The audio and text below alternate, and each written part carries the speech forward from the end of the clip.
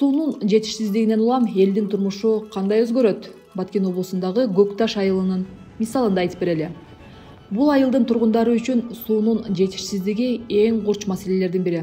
Эле митинг уюштуруп, бийликке кайрылып келишкени менен бул маселе көп жылдан бери чечилбей келет. 15-20 жылдан бери суу тартыш. Şu мен эс тарткандан бери суу көйгөй суу ояк талаш, бияк талаш. Тону менен мына биз эмне 40тан ашып кеттик. Көкташ айылында ичүүчү таза суу 2-3 күндө бир берилет. Эми суга суу маселеси андан да курч.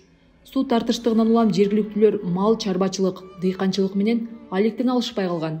Көчөтөгү бир пайда табайын огороддон десең болбойт да, суу жетишпейт. Көрүп турасыңар, бир дыйканчылык кыл болбойт. Мал салган кыйын экен, суу эл мына кармаганыбыз мал, караганыбыз мал. Жергиликтүү тургундар суунун тартыштыгынан улам ички миграциядагы күч алып жатканын айтып беришти. Мурда 600дөн ашуун кожолук жашаган айылыбыз азыр күндө 400гө жетпей калды да. Көчүп кеткендердин саны өтө көп болуп кетип атат. Буга суу маселеси да биздин айылдын биринчи эле көйгөйү суу болуп келатат да. Жаштарыбыз болсо иши акталбагандыктан баардыгы шаарга кетип калып атат.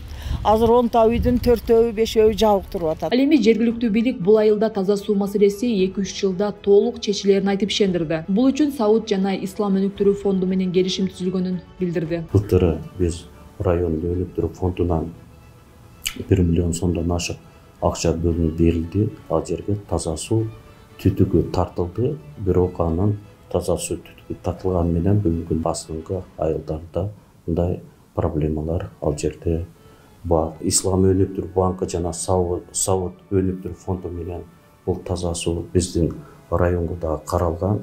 Экинчи этабында 2023-26 жылдарда куруу каралып.